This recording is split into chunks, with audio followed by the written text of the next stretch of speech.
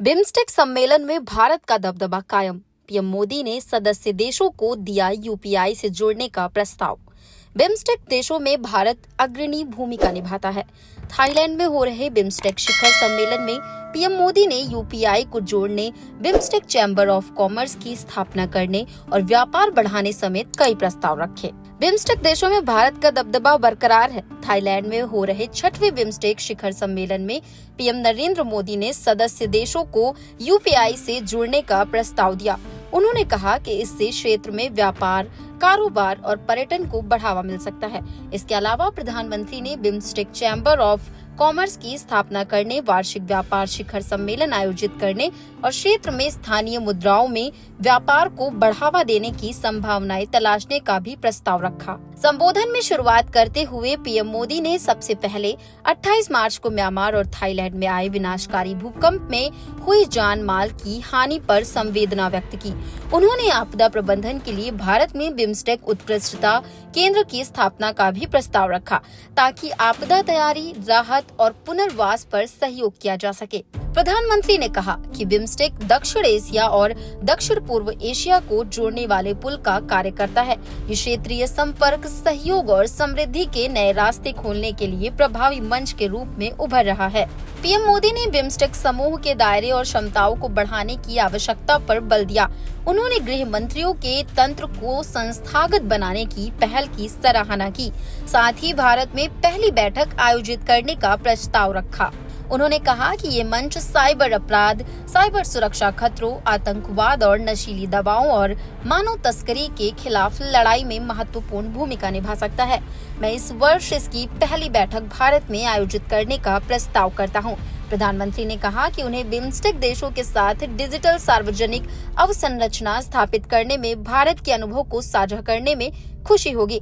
PM Modi ने कहा कि मैं भारत के एकीकृत भुगतान इंटरफेस को बिम्स्टेक क्षेत्र की भूमिगत प्रणालियों के साथ जोड़ने का प्रस्ताव करता हूँ। इससे व्यापार, उद्योग और पर्यटन को सभी स्तरों पर लाभ होगा। पीएम मोदी ने कहा कि मैं बिम्स्टेक क्षेत्र में स्थानीय मुद्राओं में व्यापार को बढ़ावा देने के लिए व्यवहार्यता अध्ययन कराने का भी सुझाव देता हूँ। प्रधानमंत्री ने कहा कि स्वतंत्र, खुला, सुरक्षित और संरक्षित हिंद महासागर हमारी साझा प्राथमिकता है। आज हुए समुद्री परिवहन समझौते से व्यापारिक नौवहन और माल परिवहन में सहयोग मजबूत होगा। साथ ही व्यापार में तेजी आएगी। पीएम मोदी ने भारत में एक सतत समुद्री परिवहन केंद्र की स्थापना का भी प्रस्ताव रखा। उन्होंने कहा कि ये केंद्र समुद्री नीतियों में क्षमता निर्माण, अनुसंधान, नवाचार और समन्वय पर ध्यान केंद्रित करेगा। ये समुद्री सुरक्षा में सहयोग को भी बढ़ावा देगा। थाईलैंड में हो रहे बिम्स्टेक शिखर सम्मेलन में भारत, बांग्लादेश, नेपाल, म्यांमार, श्रीलंका और भूटान के नेता भाग ले रहे हैं। सम्मेलन में बंगाल की खाड़ी क्षेत्र में समृद्धि, सुरक्षा और समावेशिता के प्रति साझा प्रतिबद्धता को साकार करने के लिए बैंकॉक विजन 2030 को अपनाया गया है। बिम्स्टेक में भारत का दबदबा। बिम्स्टेक देशों में भारत का दबदबा कायम है। ऐसा इसलिए क्योंकि इस समूह को पीएम मोदी की नीतियों और सोच ने बड़ा आकार दिया है। बिम्स्टेक समूह अपने एजेंडे को आगे बढ़ाने के लिए भारत के नेतृत्व पर निर्भर है। भारत के नेतृत्व में प्रधानमंत्री का पड़ोस पहले नीति, एक्ट ईस्ट नीति, महासागर विजन और इंडो पैसिफिक के लिए विजन पर ध्यान समूह को गतिशीलता प्रदान करता है। भारत ने बहुपक्षीय कार्य का व्यापक अनुभव रखने वाले राजनयिक इंद्रमणि पांडे को महासचिव नियुक्त किया है। भारत ने बिम्स्टेक सचिवालय को $1 मिलियन अमेरिकी दिए हैं। इसके अलावा भारत के नेतृत्व में बिम्स्टेक का एजेंडा कई गुना फैला है। बिम्स्टेक कार्य क्षेत्र को 7 भागों में बांट गया है।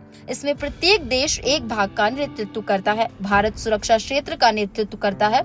अन्य खंड व्यापार, निवेश और विकास, बांग्लादेश पर्यावरण और जलवायु, भूटान कृषि और खाद्य सुरक्षा, म्यांमार लोगों से लोगों का संपर्क, नेपाल अंतरिक्ष और प्रौद्योगिकी और नवाचार, श्रीलंका और कनेक्टिविटी थाईलैंड पर है।